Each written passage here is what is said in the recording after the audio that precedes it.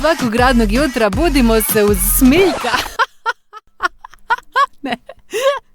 Sorry, čekaj, pokušavam si to zamisliti. Buđenje uz Smileta, jer to znači da smo i zaspali zajedno onda. Smiletov show. Postavili smo vam pitanje, treba li Hrvatska uvesti euro? Koji je najbolji izvozni proizvod u Hrvatskoj? Vegeta. Ko?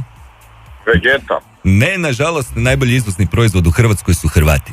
Jer ovo čak nije ni smiješno, jer u posljednja godina, dakle, izvezli smo, odnosno ono što su nam poslali naši gastarbajteri je došlo do, ja mislim, nekoliko desetaka milijardi kuna. Svi ćemo se biti početi smijati kad to dođe, razumiješ? Jer će to takvu nebulozu napraviti od toga svega da ćemo samo gledati i smijati se. I normalno, kao i do sada, apsolutno ništa poduzeti, jel?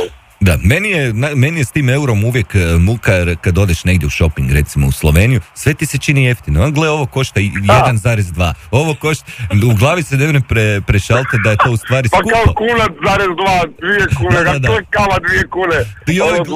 Da, vidi kako kava je jeftina, samo 2 eura, 2. Ako nas je 8, čovjek. Ma, nipošto. Nipošto uvesti euro, ostaviti našu zlatnu kunu, kakva je takva je, ali naša zlatna kuna. Šta će nam euro? Kad dođe, evo ti primjeri Slovenije, primjeri Nizozemske, šta je prije u Nizozemskoj bio gulden, sad je euro, znači sve je duplo poskupilo, pa od čega ćemo živjeti mi ako euro uđe? Ne treba. Niko se s njim nije pomogao, a mi što god uvedemo ne valja, pa onda ne treba.